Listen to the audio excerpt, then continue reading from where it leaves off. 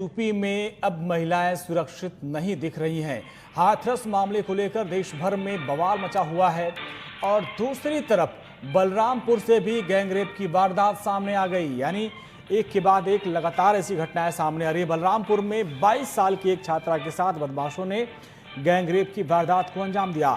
इतना ही नहीं, गैंगरेप के बाद इन दरिंदों ने छात्रा के दोनों पैर तोड़ दिए और छात्रा को दवा का इंजेक्शन लगाकर मुंह बंद कर दिया गया, जिससे वो कुछ बोल न सके। दरअसल छात्रा कॉलेज से एडमिशन लेकर घर लौट रही थी और तभी इस रास्ते में दरिंदों ने किडनैप कर लिया और फिर इंजेक्शन लगाकर उसके साथ गैंगरेप किया। अस्पताल में ले जाते वक्त छात्रा की मौत हो गई। शव को पोस्टमार्टम के लिए भेज दिया गया, लेकिन सवाल ये उठ रहा है कि आखिर कब तक ये सिलसिला चलेगा। हर दूसरे दिन तीसरे दिन ऐसी खबरें आ रही हैं। अभी हाथरस का मामला अभी थमा भी नहीं था कि बलरामपुर से भी वैसी खबर आ गई। फिलहाल 3 आरोपियों को पुलिस ने गिरफ्तार कर लिया, लेकिन सवाल ये उठता है कि आखिर कब तक इस तरह की घटनाएं आएंगी। और बलरामपुर से मिथिलेश हमारे साथ, हमारे संवाददाता। मिथिलेश, अभी हाथरस का मामला थमा भी नहीं था कि एक और मामला, जरा इसको विस्तार से बताएं कि क्या पूरी घटना है ये। जी, अभी हाथरस का मामला चल ही रहा था, आप देख ही रहे थे, इतनी निंदनीय घटना। उसके बाद हाथरस का मामला जैसे अभी शांत नहीं हुआ कि दूसरा हाथरस बलरामपुर बन गया।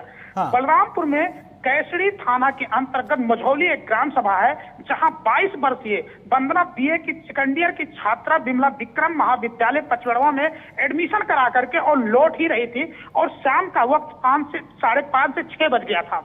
हाँ। उसी के बाद 5 दरिंदे एक गाड़ी में जाते हैं 4 पहिया में और उसका पीछा करते हुए आते हैं और जबरदस्ती सुनसान जगह रास्ते में उसको पकड़ करके और उन दरिंदों गाड़ी में बैठा करके उसके बाद एक उसके हाथ में इंजेक्शन लगा देता है जो नशे का। उसके बाद वो सो जाती है।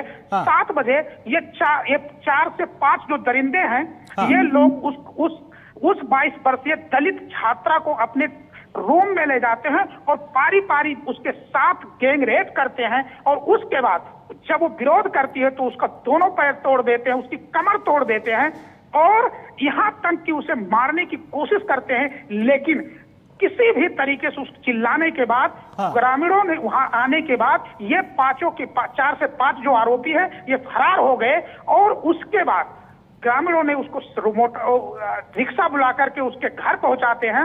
हाँ। और उसके बाद उसको घर से सरकारी अस्पताल ले जा रहे थे। बलरामपुर बीच में तुलसीपुर से पहले ही उसकी मौत हो जाती है। मिथिलेश, ऐसे दरिंदों को शर्म नहीं आती? क्या पहचान हो पाई, कौन लोग थे? क्या उस बच्चे ने कुछ बताया कि भाई इन लोगों की कोई शिनाख्त जिनको गिरफ्तार किया गया है, क्या वही दरिंदे थे? वो अभी 3 लोगों को गिरफ्तारी हुई है और हाँ। उसमें 2 लोग और भी बताया जा रहा है कि और इन्वॉल्व थे, लेकिन जिले की प्रशासन 24 घंटे से होने वाला है, अभी भी इस पर चुप्पी साधी हुई है और कुछ बोलने के लिए तैयार नहीं है।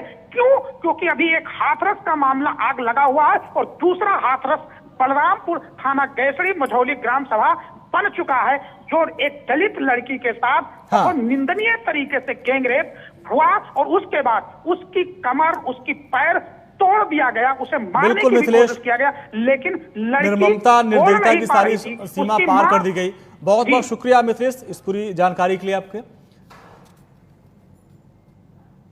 लड़की की पहले किडनैपिंग और उसके बाद जो 3 से 4 किडनैपर थे उस लड़की को गाड़ी में भर करके और उसके बाद उसके बदन में या उसके शरीर में इंजेक्शन लगाया गया जिससे लड़की बोल ना सके। और उसके बाद रात के अंधेरे में आपको मैं दिखाना चाहता हूँ कि ये वही रास्ता है और इस रास्ते से उस लड़की को ला करके और आपको बताना चाहता हूँ, देखिए ये लड़की की जूती है और यहाँ पे अभी भी ये जूती पड़ी हुई है, जिससे ये आगे जा करके और आगे एक कमरा है और उस कमरे में 3 से 4 दुराचारी हैं, उस लड़की के साथ रेप करते हैं और उसके बाद वो अपनी आवाज ना बोल सके और किसी को दर्द सुना ना सके, इसीलिए लड़की के इंजेक्शन लगाया गया और उसके बाद उसका हाथ पैर तक तोड़ दिया गया और चंद घंटों के बाद लड़की ने दम तोड़ लिया।